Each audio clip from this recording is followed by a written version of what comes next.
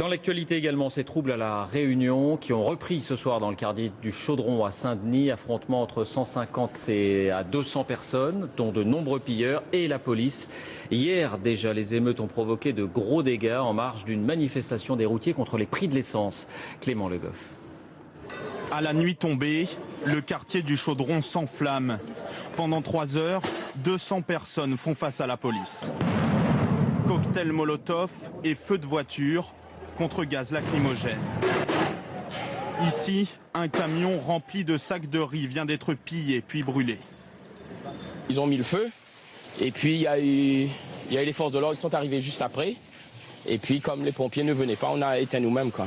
Ces violences ont éclaté en marge d'une manifestation de routiers contre la hausse du prix des carburants. Un accord prévoyant une nouvelle réunion vendredi a bien été signé, mais les transporteurs demandaient des mesures immédiates. Au cours de la nuit, 19 personnes ont été interpellées.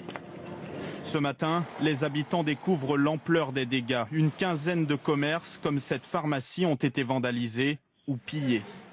Aujourd'hui, les associations craignent que ces violences urbaines se répètent. Quand on voit le taux de chômage à La Réunion, les prix de 50% plus chers par rapport à la métropole. Dans ce contexte-là, inévitablement, nous allons vers l'explosion sociale.